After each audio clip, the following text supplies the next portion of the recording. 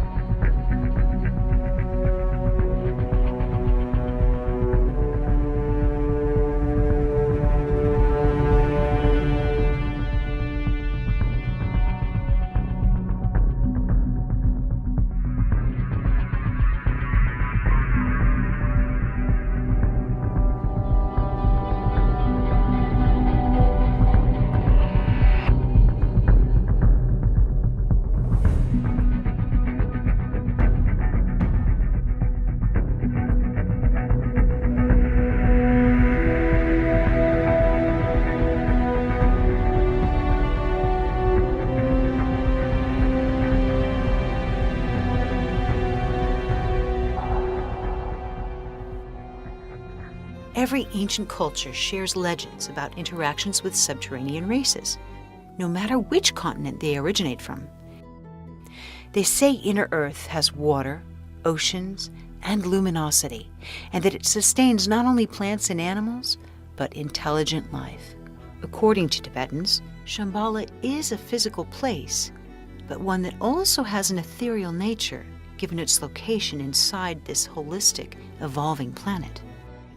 True Buddhists fervently believe in this subterranean empire, which they say has millions of inhabitants and many cities, including the capital, Shambhala, where a supreme ruler dwells.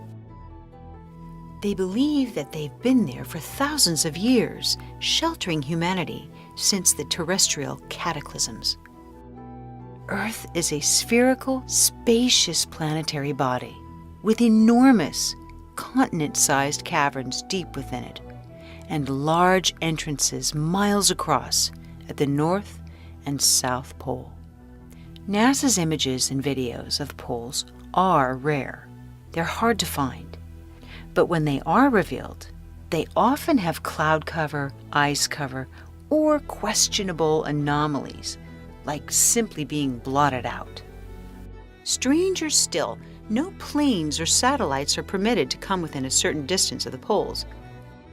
Well, in November 1968, a satellite photo of the North Pole was released. It showed a large polar opening in absence of cloud cover. Satellite images since then, showing serious anomalies, do raise questions, particularly the one from Russian space station Mir in 1987, showing light emanating in a very mysterious fashion. And then there are other NASA images of the planets: Venus, Jupiter, the various moons, all showing strange qualities or blotted out poles. Why do these images from space consistently have their poles concealed? Like this blotted one of Jupiter, where you can actually see light emanating from the center. No investigation of inner Earth is complete without the unique story relayed by the pioneering American aviator Admiral E Byrd, Jr., one of the most highly decorated officers in military history, who led numerous expeditions to both poles. He fought for the Allies in both World Wars and led 2 huge military expeditions to Antarctica following World War II. He called it the land of everlasting mystery and a vast new territory not on any map. He said it was an area as big as the U.S., never seen by a human being. He said that he traveled 1,700 miles on this journey. And he was so surprised when ice below gave way to lush green forests, lakes, rivers, and mountains. He noted that everything had unique and inexplicable color. And suddenly he realized in shock that there were some kind of space vehicles flying beside him. They escorted him, and he saw an entire city and was safely landed despite the fact he had no control over his plane. Once there, he was graciously greeted by civilians, and they called this place Agartha. He and his crew were then taken to meet what they were told was the ruler of Agartha. They were told they'd been allowed to enter, despite these invisible barriers, because of his high moral and ethical character.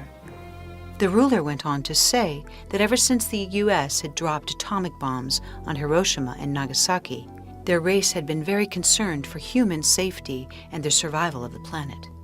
And Byrd was asked to share this message and warning to civilization.